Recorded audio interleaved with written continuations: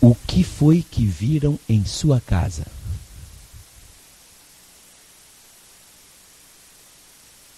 Hein?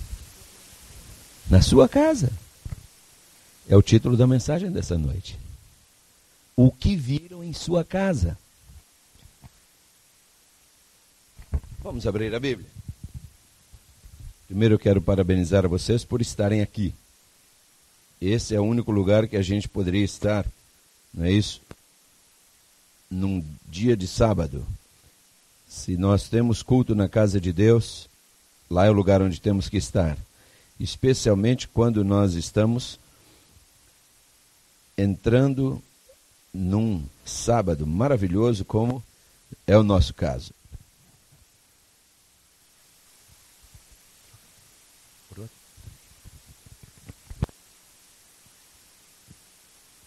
Joia. Segunda Reis, vamos ler no capítulo 20 o que diz ali? Segunda Reis, lá no Velho Testamento, não é isso? Depois de Samuel, vem Reis. Se você chegou a Crônicas, você já passou. Segunda Reis, capítulo 20.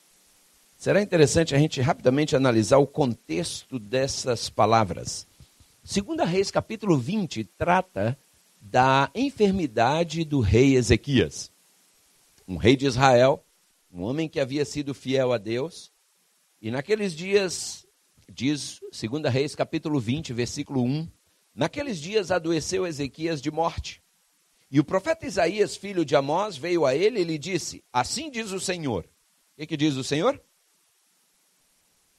Uau! Põe em ordem a tua casa, por quê? Porque morrerás e não viverás. Deixa eu fazer uma pausa aqui. Quantos dos senhores aqui têm certeza de que vão morrer um dia?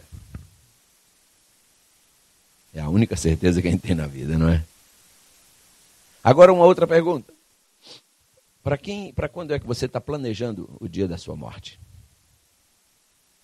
Só Deus sabe. Hein? Não para hoje. Quantos levantaram hoje como nós levantamos? E agora já não são mais como nós somos? Quantos vão hoje dormir como nós iremos? Mas não irão levantar amanhã. E quem sabe poderemos ser um deles. Queridos, a vida muda em fração de milésimos de segundos. Tudo muda. A sogra da minha filha saiu de férias com a família, tudo era festa, tudo era alegria. Foram a Havaí, voltaram, e ela vai a um médico e descobre que tem um câncer, e logo em seguida dizem a ela, você tem 20% de chance de viver. Assim, da noite para o dia, tudo virou de cabeça para baixo. A mensagem que Deus manda Isaías dar ao rei Ezequias é, coloca a sua casa em ordem, porque você vai morrer. Você já imaginou se você ouvisse essas palavras de Deus? Eu penso, como dissemos há pouco, todos aqui temos a convicção de que vamos morrer. E como eu não sei o dia, eu preciso manter a minha casa em ordem. A começar pelo meu corpo. A minha casa, nós que somos pais, temos uma responsabilidade um pouco mais extensa, porque arrumar a casa, quando é um sozinho, é mais fácil. Quando somos dois, já não é tão fácil como era sozinho. E agora, quando temos filhos, mais complicado fica ainda. E manter a casa arrumada é o grande desafio. Olha, eu não estou falando de ter cada coisa no lugar, não. Estou falando de manter a casa arrumada espiritualmente falando. Põe a sua casa em ordem, porque você vai morrer, foi a ordem de Deus. E diz o verso 2 que o rei virou o rosto para a parede e orou ao Senhor, dizendo, Senhor, ser servido de te lembrar de que andei diante de ti em verdade e com o coração perfeito, e fiz o que era reto aos teus olhos. E diz que o rei chorou muitíssimo.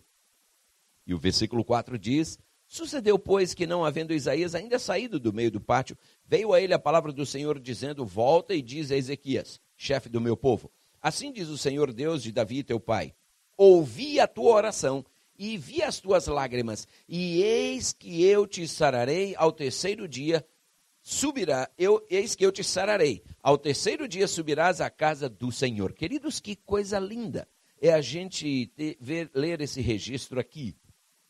Deus diz que ele ouviu a oração de Ezequias e viu suas lágrimas. Amados, essa certeza nos é assegurada. Você tem chorado perante Deus? Você tem orado? Tenha certeza de uma coisa: Deus não é surdo. Ele tem ouvido suas orações, ele tem visto suas lágrimas. Você poderá perguntar, mas e então por que nada acontece? Porque tudo continua do mesmo jeito. Porque o tempo de Deus não é o nosso tempo. O agora de Deus não é o meu agora. O amanhã de Deus não é o meu amanhã. Para Deus, 1000 anos são como um dia e um dia como 1000 anos. Deus é Senhor do tempo e do espaço. Nós somos limitados, nós vivemos, nossa vida é marcada por fragmentos, mas fragmentos muito pequenos de tempo. Não é assim com Deus. Deus não é encapsulado num período de 24 horas, não. Então, porque Deus não respondeu ainda? Ele está respondendo. Estão lembrados de quando eu contei a experiência aqui de uma mãe que teve um filho sem os 2 braços? E esse filho tentando vestir a sua t-shirt, não é isso? Que a mãe chegava e deixava em cima da cama para ele vestir. E ele tentando enfiar a cabeça no tubo da t-shirt, pequeno ainda. Alguns penso que não ouviram, por isso eu vou repetir, se os demais me dão licença. E aquele garoto tentando enfiar a cabeça no tubo da t-shirt para poder jogá-la para cima, para ela cair em cima. E a tia chegou. E quando a tia viu o moleque esfregando a cabeça, lutando para tentar vestir a camisa, e a mãe de braços cruzados olhando para ele, a tia disse para a mãe entre os dentes: você não tem coração. Ajuda o menino. E a mãe disse: eu estou ajudando. You got it. Eu estou ajudando. Sabe, quando nós estamos nos debatendo e Deus parece indiferente, Deus parece neutro, Deus parece silente, Ele está nos ajudando. É no debater-se que as asas da borboleta se fortalecem dentro do casulo. Enquanto você vê aquele casulo tremulando e você do lado de fora olhando, você sente uma vontade quase irresistível de romper a pele do casulo para ajudar a borboleta. Não faça isso.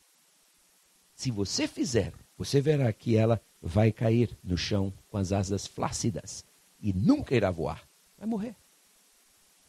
Aquele esforço que ela tem que fazer para romper com o casulo é exatamente o que ela precisa para fortalecer suas asas, a ponto de, quando o casulo romper, ela decolar e não cair. Então Deus nos permite, queridos, nos debater dentro de nossos casulos, para que nós desenvolvamos musculatura espiritual, para que nós cresçamos. Nada nos prova tanto quanto as dificuldades, nada nos faz mais humildes, melhores seres humanos do que nossas limitações. Um dia perguntaram a Fanny Crosby, sabe, Fanny Crosby, ela foi compositora, muitos hinos do nosso cenário foram compostos por Fanny Crosby, e ela era cega por um acidente de um médico que aplicou uma medicação errada nos seus olhos quando ainda pequena. E um dia perguntaram a ela: se você pudesse ter as suas vistas de volta, se um dia Deus te aparecesse e dissesse: Fanny, você quer a sua visão de volta? O que você diria para ele? Ela disse: eu diria que não. Porque a minha cegueira me fez enxergar o que os meus olhos jamais conseguiriam. Que coisa! Queridos, Deus ouviu a oração daquele rei. Deus viu suas lágrimas, Deus ouve suas preces, Deus vê suas lágrimas. Agora, a minha Bíblia diz que há coisas que impedem Deus de me ver as lágrimas e de me ouvir a oração. Você sabe, não? Sabe, Salomão fala em Provérbios: aquele que encobre as suas transgressões jamais prosperará, mas o que as confessa alcançará misericórdia. Deus, a minha Bíblia diz, Deus não ouve a oração daquele que ignora a sua santa lei. A minha Bíblia diz que Deus não ouve a oração de pecadores. Você dirá, mas quem não é pecador? Deus está se referindo ao pecador que sabe o que é certo, mas tem prazer em fazer o errado. Não é o pecador que está fazendo o errado por ignorância. É aquele pecador que brinca de religião, brinca de ir à igreja, brinca de, relacionamento com Deus. Esse, quando ora, Deus diz, come on. Aquele rei era um homem íntegro, fiel, e ele orou, e Deus respondeu a sua oração. O profeta nem tinha saído ainda. Deus diz, volta e fala para ele que eu ouvi a oração dele. Agora veja só, diz agora o verso 6, que Deus ainda prometeu, eu vou acrescentar aos teus dias mais 15 anos. E das mãos do rei da Síria te livrarei, a ti e essa cidade. E ampararei essa cidade por amor de mim e por amor de Davi, meu servo. Agora veja só, Isaías diz a ele no verso 7, Isaías dá a ordem, tomai uma pasta de figos. E tomaram-na. E a puseram sobre a chaga. E ela? Que isso? Deus já não tinha dito que ia curar o homem? Então para que essa pasta de figos? Deus não faz aquilo que você pode fazer e deve fazer. Ellen G. White insiste, queridos. Paulo diz que nós somos cooperadores de Deus. Ellen G. White insiste nesse assunto e nós muitas vezes nos esquecemos. Nós oramos a Deus, nós queremos que Deus cure nossas moléstias, nossas enfermidades, mas nós não queremos fazer a nossa parte. Nós queremos que Deus nos cure e nos deixe viver uma vida de intemperança como temos vivido, por isso estávamos doentes. E Deus muitas vezes não oferece a cura, até que a gente entenda que eu preciso mudar. Entende? Ellen G. White diz assim, ore como se tudo dependesse da oração e trabalhe como se tudo dependesse do seu esforço pessoal. E o rei agora, Isaías, manda aplicar um tratamento natural nele, um cataplasma aí, né? Isso de figo, coisa interessante. E puseram sobre aquela enfermidade aquela pasta de figos e diz que ela sarou. Irmãos, a medicina hoje, ela se limita a tratar a doença. A medicina não está interessada em tratar o doente. Os médicos não estão interessados em que você tenha saúde. Eles apenas aliviam sua dor, remediam o seu desconforto temporariamente para você sair fazendo propaganda dele ainda, dizendo que é um bom médico. Até que passe o efeito do remédio, ele nunca vai te dizer mude seu estilo de vida. Nunca. E tem um médico aqui em Boston que é amigo da gente. Excelente pessoa, eu gosto muito dele, é nosso médico desde que chegamos aqui. E eu fui a ele uma vez com uma dor aqui no músculo aqui atrás e ele me prescreveu uma medicação. E eu tomei realmente, a dor sumiu. Só que passados uns dias, assim que terminou a prescrição, passados uns dias a dor voltou. E eu fui a ele de novo. E eu disse, doutor, a dor está de volta. E ele me disse, eu vou prescrever uma dose um pouco mais forte. Eu falei, não, por favor, não faça isso. Prescreva para mim uma fisioterapia, porque aí resolve o problema. Aí ele disse, o senhor prefere assim? Eu digo, claro. Ele prescreveu a fisioterapia e eu fiz, nunca mais. E quando a dor volta, eu faço os exercícios de novo, ela some. E se eu estivesse tomando remédio, estaria até hoje. Então, nós temos que entender, irmãos, Deus tem remédios na natureza para nos curar. É necessário a gente buscar se inteirar um pouco mais a esse respeito. Existe tanta boa literatura nos ensinando, e aí está um exemplo de tratamento natural oferecido por Deus, e não quero dizer com isso que nós vamos virar as costas para todo o tratamento alternativo, de maneira nenhuma. Eu estou dizendo que nós podemos fazer uso do barro. A gente, às vezes, vem pessoas do Brasil e trazem para a gente tanta coisa, não é isso? Eu vejo o nego vindo do Brasil trazendo até carne seca na mala. Por que você não pede para trazer argila para você? Já que aqui não é fácil a gente conseguir. Né? Eu, quando fui ao Brasil, voltei agora, a gente trouxe lama dentro da mala, ou seja, né, argila seca. A gente trouxe carvão em pó, entendeu? O carvão, você sabe, o carvão mineral, carvão feito, vegetal, perdão. Carvão feito do eucalipto. Ele é muito bom para problemas intestinais. Nós temos visitado pessoas com aquele vírus do intestino, e tem gente que quando a pessoa tem um vírus do intestino, é a mesma coisa se estivesse com lepra, né? O nego dá a volta às distâncias. Nós visitamos vários recentemente, entendeu? Que disseram, olha, eu estou com vírus. Eu digo, e daí? Eu não estou não, entende? Bom dia, como é que você está? E quando saímos, claro, higiene, lava as mãos, passa um hand sanitizer e em casa, carvão para dentro, para evitar pegar o vírus. Não pegamos nenhum e visitamos várias pessoas. Sentamos na sala, conversamos, tocamos. Eu não estou dizendo que a gente vai brincar, mas eu estou dizendo que o negócio funciona. Entende? Se a gente cuidar da saúde, nosso corpo fica resistente. Por que às vezes nós somos tão vulneráveis a enfermidades? Porque nosso corpo está batendo biela, está fraco. A gente não toma sol, a gente não faz exercício, a gente toma pouca água, a gente come pouca verdura, a gente come poucas fibras, a gente está enfesado o tempo todo, não é isso? E, claro, a gente está vulnerável. Qualquer onda de vento já nos faz pegar uma gripe, pegar isso ou pegar aquilo. Façam a plaça de figos. Fizeram, aplicaram e o homem ficou bom. Agora notem. Olhem só isso aqui. Ezequias agora pede um sinal. E Deus é tão paciente. Eu tenho sou apaixonado por esse Deus. Diz o verso 8, estamos lendo 2 Reis, capítulo 20. No verso 8 diz que Ezequias disse agora a Isaías, qual é o sinal de que o Senhor me sarará e de que ao terceiro dia subirei à casa do Senhor? Ou seja, agora temos o rei curado e ainda questionando, duvidando, pedindo um sinal. Irmãos, quantas vezes a gente vive pedindo sinal? Deus já nos dá evidências tão claras, mas a gente ainda está querendo um sinal. Para que sinal mais, depois de tudo que o texto diz que já havia acontecido? Mas Deus, na sua infinita misericórdia, permite que ele questione e disse o profeta agora fala para ele assim, olha, isso te será o sinal da parte do Senhor de que o Senhor cumprirá a palavra que disse. Então Isaías diz, adiantar-se-á a sombra 10 graus ou voltará 10 graus? Os senhores sabem, o relógio naquela época, não é isso? Consistia de uma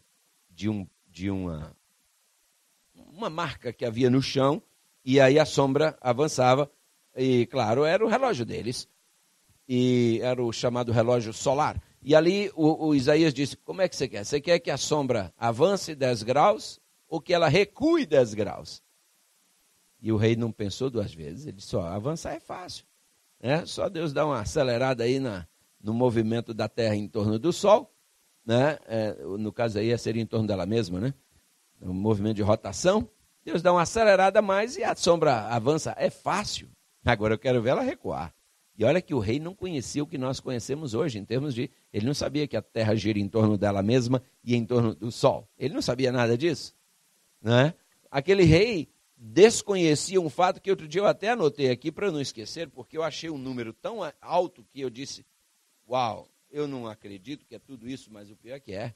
A Terra gira em torno do seu eixo a uma velocidade de 1.600 quilômetros por hora. 1.600 quilômetros por hora, você tem ideia do que seja isso? E a velocidade dela em torno do seu eixo. E o rei diz, não, eu quero ver a sombra voltar. E Deus, na sua infinita misericórdia, faz a sombra voltar.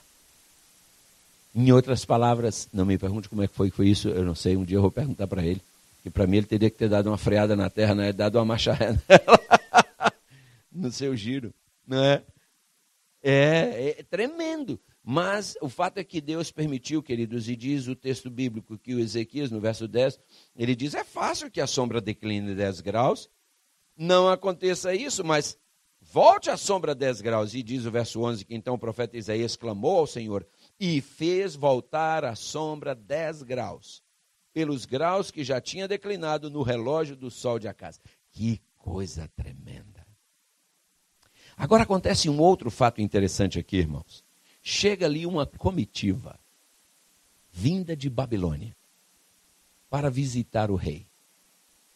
Vocês sabem que sempre foi plano de Deus abençoar o seu povo, para que esse povo se tornasse uma bênção para as nações à sua volta. Todos nós conhecemos isso. Zacarias fala sobre isso aqui no capítulo 8, versículos 20 até o versículo 23. Sempre foi plano de Deus que as bênçãos do povo de Israel atraíssem a atenção das nações vizinhas, a fim de que eles sentissem vontade de servir a esse Deus. Você sabe, Zacarias é o penúltimo livro do Velho Testamento. Se você acha Mateus mais facilmente, vá até Mateus, Aí você volta para a esquerda, que você vai passar Malaquias, que é um livro bem pequenininho, próximo é Zacarias. Zacarias, no capítulo 8, versículos 20 até 23, olha só isso aqui. Diz assim: assim diz o Senhor dos Exércitos, assim sucederá que virão povos e habitantes de muitas cidades, e os habitantes de uma cidade irão a outra, dizendo, vamos depressa suplicar o favor do Senhor e buscar o Senhor dos Exércitos. Eu também irei. Assim diz ele no verso 22, virão muitos povos e poderosas nações buscar em Jerusalém o Senhor dos Exércitos e suplicar a bênção do Senhor. Assim diz o Senhor dos Exércitos, naquele dia sucederá que pegarão 10 homens de todas as línguas das nações, pegarão sim na orla da veste de um judeu, dizendo, iremos convosco, porque temos ouvido que Deus está convosco. Notem, queridos, isso é o que em teologia nós chamamos método centrípeto. O povo de Deus era abençoado, as nações eram atraídas. Método centrípeto. É uma força, não é isso que atrai para o centro. E esse era o plano de Deus. Por isso Deus escolheu Abraão, na pessoa de Abraão, o povo de Israel, para ser uma bênção. E todos viriam. Uau, que bênção, que Deus! Queremos servir a esse Deus? E sairiam prontos a servi-lo. Estão lembrados da rainha de Sabá, quando veio visitar Salomão? Ela ficou encantada.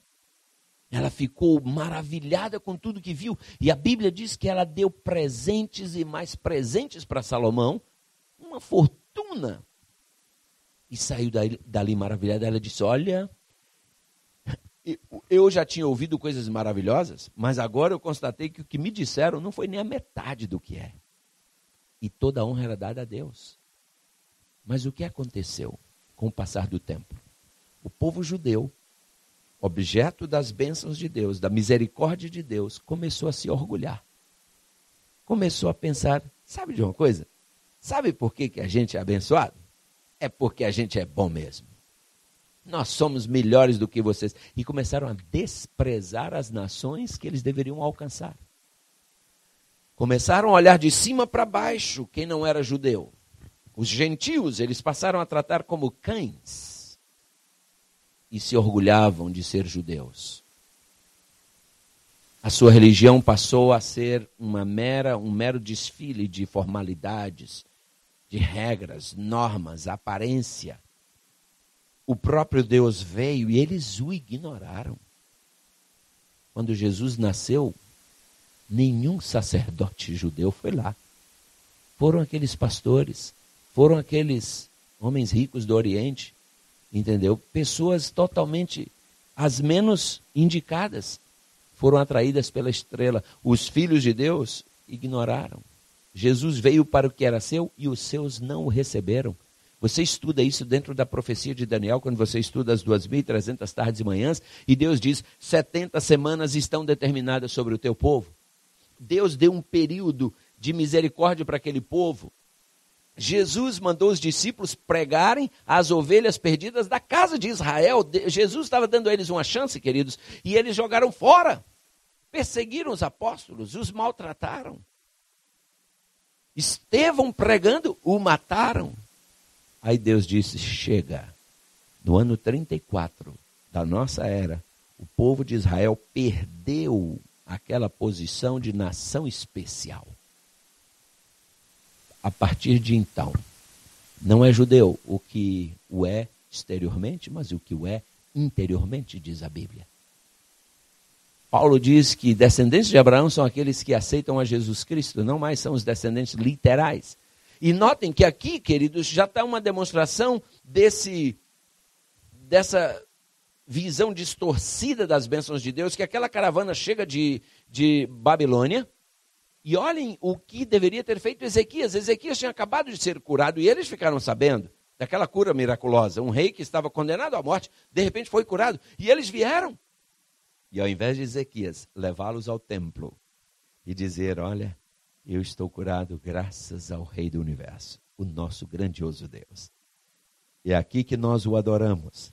E nós o adoramos assim. E nós vivemos assim. É assim que Ele quer que nós vivamos. Diga ao seu povo, se eles querem a bênção, que eles também se curvem diante desse Deus, que eles o sirvam. Ao invés de Ezequias apontar a Deus como o autor de toda bênção, doador de toda boa dádiva, ao invés de Ezequias levá-los e inteirá-los do serviço sacrificial e de tudo que eles faziam em honra a Deus, em adoração a Deus, veja o que diz o que acontece aqui. Se a gente segue lendo a partir do verso 12, diz: naquele tempo enviou Merodach Baladã, que era filho de Baladã, rei de Babilônia.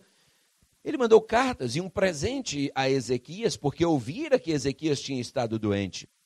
E agora o verso 13 diz: e Ezequias lhes deu ouvidos e lhes mostrou a casa do Senhor. É assim que diz aí? Ou não? Aí diz: e lhes mostrou toda a casa do seu tesouro, a prata, o ouro e as especiarias e os melhores ungüentos e a sua casa de armas e tudo quanto se achou nos seus tesouros. Coisa nenhuma houve que lhes mostrasse, nem em sua casa, nem em todo o seu domínio. Faço aqui uma pausa. Notem. Que tonteira. O rei vai e mostra para eles os seus cofres abarrotados de ouro, a prata, suas especiarias, os tapetes persas. Nós estivemos na Turquia e fomos numa fábrica desses tapetes. Tapete feito à mão, tecido à mão. Que coisa! Caríssimos tapetes. E eu posso imaginar o rei mostrando aquela tapeçaria, mostrando todos o esplendor do seu reino. Aqueles homens vieram porque eles souberam que Deus o havia curado. E ali não diz que ele falou nada de Deus. Mostrou até mesmo seu arsenal bélico. Queridas, na linguagem militar se chama isso serviço de inteligência. É tentar conseguir que alguém se infiltre no território do inimigo para descobrir suas vulnerabilidades e ver onde estão os seus pontos fortes. E aquele rei nem precisou, o rei de Babilônia nem precisou entrar com nenhuma artimanha como um serviço de inteligência. Ele mandou fazer uma visita normal e o outro rei mostrou a ele seu arsenal. Tonteira. Mostrar seu arsenal para a Babilônia, o império mais poderoso da época. Entregar o ouro ao bandido. E aqueles homens voltaram com um relatório. Quando o profeta Isaías ficou sabendo, olha só o que diz aqui o versículo 14. Então o profeta Isaías veio ao rei Ezequias e lhe disse: que disseram aqueles homens? E de onde vieram a ti? E disse Ezequias: de um país muito remoto vieram, de Babilônia. E agora vem a pergunta cujo título, o que nós escolhemos para título da nossa mensagem. Verso 15. E disse ele: que viram em tua casa? Deixa eu fazer uma pausa aqui. Queridos, a minha mãe, quando eu era pequeno, minha mãe costumava me dizer assim: mantenha suas coisas sempre em ordem. Mantenha seu quarto sempre limpo e arrumado, porque o anjo passa várias vezes para ver como está a nossa casa, para ver como está o seu quarto. Você não vai querer desapontar o anjo. Você não vai querer que o anjo chegue aqui em casa e passe sem olhar o seu quarto, vai? E o pequeno dizia: claro que não, então mantenha tudo arrumado, porque a ordem é a primeira lei do céu. Minha mãe batia isso na minha cabeça direto. E eu cresci assim. E eu fui para o colégio interno e eu tinha um problema sério. Eu era perfeccionista. No meu quarto, os meus colegas tinham problemas, porque a primeira coisa que eu fazia no início do ano era tomar um voto entre os colegas, que as camas teriam que estar sempre arrumadas a ponto de, se o lençol tivesse uma ruga, lei do quarto, a gente tira o lençol e joga pela janela. E todo mundo votava. No início do ano todo mundo está feliz, é tudo alegria, né? E assim votávamos. E aí nós mantínhamos o ano inteiro. Lençol esticadinho. Quando eu fui para o quartel eu não tive problema. Lençol esticadinho. Quando eu chegava e via um lençol enrugado, eu tirava e jogava pela janela. Aí eles iam reclamar com ela. Isso eu já estava na faculdade, iam lá reclamar para ela. Fala com ele para ser mais complacente, ele é muito... Mas era assim, no nosso quarto, entrava-se pisando em 2 flanelas e arrastando o pé no chão, porque eram tábuas e era aquilo encerado, a gente encerava com escovão, a gente passava vermelhão, e o meu quarto passava a semana inteira brilhando, você podia pentear o cabelo e olhar para o chão. E o preceptor, que era mantinha a ordem no dormitório dos rapazes, dava notas. E no final da semana, o quarto mais arrumado recebia um bolo. E toda semana a gente ganhava esse tal desse bolo. E era uma festa. Acontece, queridos, que nós hoje precisamos reconsiderar isso.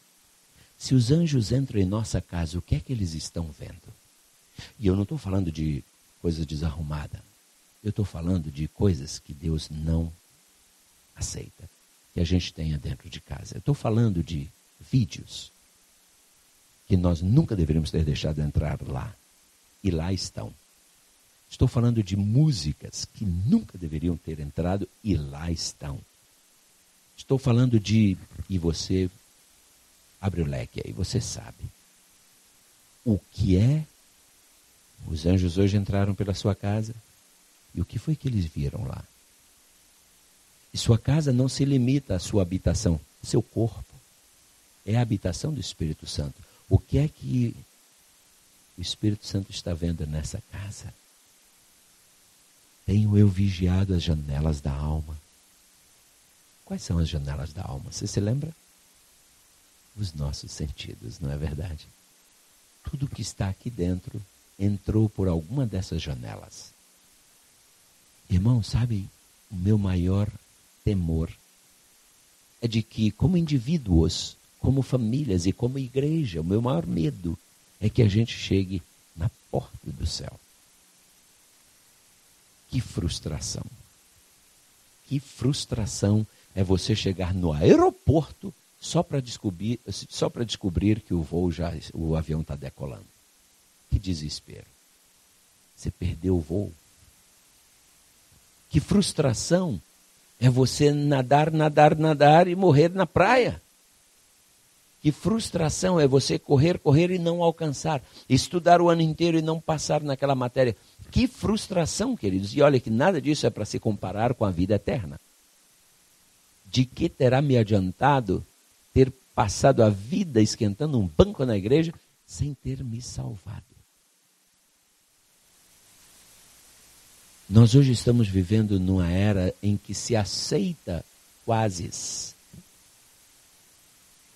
Os professores hoje já são pressionados pelas instituições superiores a passar o aluno, mesmo que ele não esteja com boas notas. Eles têm que dar um empurrãozinho, ele não pode ficar. No meu tempo de estudante não era assim. A gente tinha que se desmanchar estudando, porque o professor na época parecia que tinha prazer em deixar a gente reprovado. Mas hoje o nível baixou tanto. Eu não sei como é que será isso daqui para frente. Eu fico às vezes pensando, quando meus netos tiverem a minha idade, como é que estará esse planeta? Tento imaginar, não consigo. E nós estamos, queridos, pensando que Deus também está baixando a norma do padrão, sabe? A gente relaxa e Deus diz, tá bom, eu vou baixar mais para ver se eu te alcanço. Aí você desce mais e ele diz, tá bom, vou descer mais um pouquinho para você. Deus não faz isso não, queridos. Deus não faz isso. Os princípios, normas que Deus esperava do seu povo no Antigo Testamento continuam no mesmo nível para nós hoje. Mas se esse barco, se essa casa estiver contaminada, eu não terei sequer prazer em ouvir esse tipo de papo. Sabe por quê? A casa está tão poluída que falar de limpeza causa arrepios em mim. O que foi que viram em tua casa? Foi a pergunta do profeta para aquele rei. E a minha pergunta hoje é, o que é que os anjos hoje viram em tua casa? Queridos, eu louvo a Deus porque Deus nos trouxe aqui essa noite. E Ele nos trouxe aqui para nos fazer um apelo ao coração. E o apelo que Ele nos faz é, arruma a casa. Arruma a casa. Estão lembrados do que Jesus disse para aquele jovem rico? Quando ele disse que todas aquelas coisas ele já fazia, referindo-se à guarda dos mandamentos, Jesus virou-se para ele e disse: uma coisa te falta. Uma coisa te falta. Por causa daquela coisa, queridos, aquele moço, pelo que termina o registro, perdeu os céus, perdeu a salvação, por causa de uma coisa. Porque a Bíblia diz que ele saiu triste. Às vezes, quando na igreja nós ouvimos de algo que nos falta, a gente sai daqui ou triste ou revoltado, menos disposto a corrigir aquela coisa que falta. E se você sai daqui triste ou revoltado, o prejuízo é só seu, não é meu. Deus nos oferece a oportunidade. E eu paro aqui nessa pergunta para nossa reflexão, porque na sequência aí é só uma questão de história, de registro histórico do que aconteceu em função da imperícia, da imprudência daquele rei. Mas, irmãos, eu não queria terminar sem ler o que diz Ellen G. White no livro Caminho a Cristo. A versão que eu tenho foi página 32 e 33. Olha só o que diz aqui, preste atenção. Está começando a falhar, né, Everton? Vou trocar para o verde. Caminho a Cristo, páginas 32 e 33 diz assim, olha o texto que eu vou ler. O que nós não vencermos, nos vencerá. E ela segue. Mau traço de caráter que seja, um só desejo pecaminoso acariciado persistentemente, acabará neutralizando todo o poder do Evangelho. O que nós não vencermos, o que vai acontecer? Nos vencerá. Queridos, nós temos coisas a vencer. Todos nós, talvez na área da alimentação.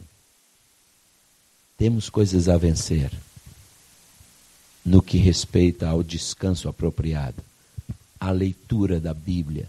Temos coisas a vencer, queridos. Aquilo que nós não conseguimos vencer vai nos vencer, nos vencerá. Um mau traço de caráter que seja, um só desejo pecaminoso acariciado.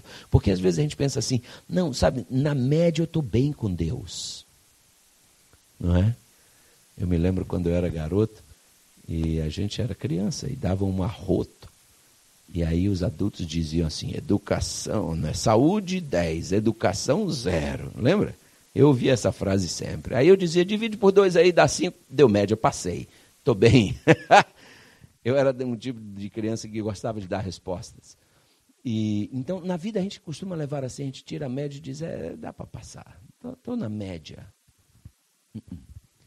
Com Deus não tem tirar média, sabe? O meu filho fez grego com um professor que dava 100 palavras para decorar, para um teste, 100 palavras em grego, e aí ele escolhia daquelas 100, acho que 20, você tinha que acertar todas, porque se errasse uma, ele só tinha 2 notas, ou era 10 ou era 0. Errasse uma, perdeu. Então tinha que ser perfeito. O score com ele tinha que ser. Você só passava com esse professor A or A+. Entende? E meu menino dizia, pai, na outra prova, ele dava mais 100 palavras. Só que ele ia pegar algumas das primeiras 100. Então você tinha que memorizar as 200. E assim a bola de neve ia crescendo. Entende? E ele dizia, ele não tem com ele, pai. Ou é 10 ou é 0. Mas esse homem parece que se inspirou em Tiago 2,10. Que com Deus também é assim. Com Deus ou é ou não é. Queridos, que Deus nos ajude. Vamos meditar sobre nossa vida espiritual. Vamos ver que tipo de oferta nós estamos colocando sobre o altar. O que é que nós estamos oferecendo para Deus? Quão dispostos estamos nós em dar o melhor de nós para Deus? Eu quero convidar você a refazer alguns cálculos talvez, reprogramar sua agenda, seu tempo e redefinir algumas prioridades para que a gente possa ir morar com esse maravilhoso Deus, porque não falta muito e Ele virá a este mundo nos buscar. E quando será isso, eu não sei. Há um hino do nosso inário, inclusive, que pergunta: será de manhã, no começo do dia, ou será quando a luz do seu fulgor irradia, que Cristo há de vir com os anjos da glória? Número 143.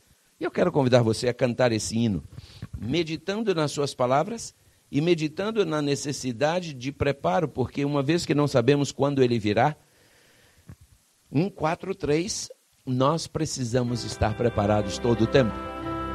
Não é isso? Porque o texto diz: põe em ordem a tua casa, porque morrerás e não viverás. A qualquer hora poderá vir o nosso mestre e que ele encontre a nossa casa em ordem.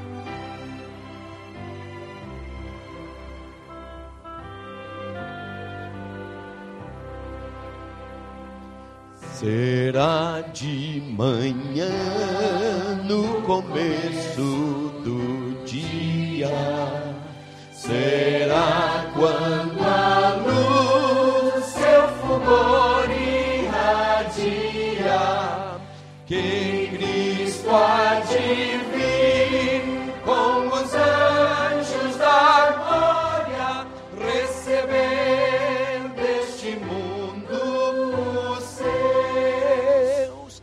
Ó Jesus Salvador, Senhor, quando vamos cantar, Cristo volta, aleluia, aleluia, amém, aleluia, amém. Será de manhã ou será pela tarde? Também pode ser que as trevas da noite se tornem na luz desse brilho de glória, quando Cristo os seus receber. Ó Jesus Salvador, Senhor, quando vamos cantar, Cristo volta, aleluia, aleluia, amém, aleluia, amém. Oh, graça sem fim, quando a morte vencida e Cristo Jesus revestir-nos de vida, e formos então habitar lá na glória, nesse lar que Jesus preparou.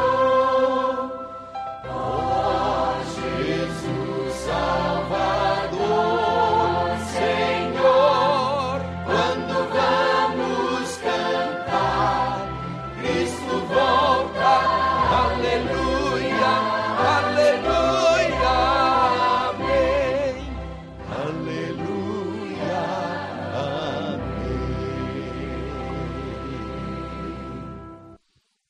Querido Deus, como o hino nos leva a refletir e reflexionar. Nós não sabemos o dia, Pai. Poderá ser a qualquer hora, até porque a hora que o nosso coração parar de pulsar, para nós tu terás voltado. Por isso, Pai, ajuda-nos a manter a nossa casa em ordem.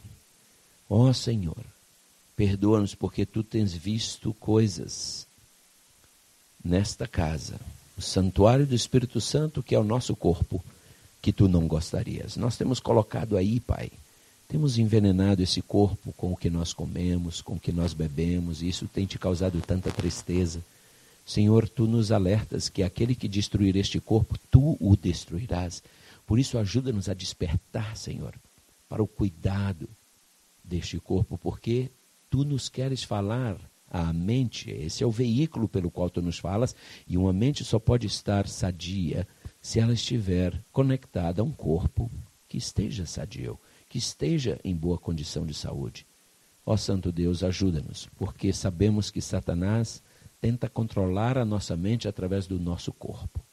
Quando tu queres controlar o nosso corpo através da nossa mente, permita-nos ser sensíveis à voz do teu Espírito.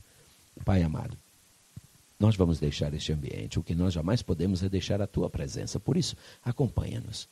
Dá-nos forças, Pai, para fazer uma limpeza nos nossos lares. Lá em casa, tu sabes, de repente temos lá CDs, DVDs que nunca deveriam ter entrado ali, mas entraram. Ajuda-nos a jogá-los para fora, Senhor. Ajuda-nos a limpar o arraial. Ajuda-nos, Senhor, a purificar o arraial. E que nós possamos, como Josué, dizer firmemente: eu e a minha casa serviremos ao Senhor. Nós te pedimos em nome de Jesus. Amém.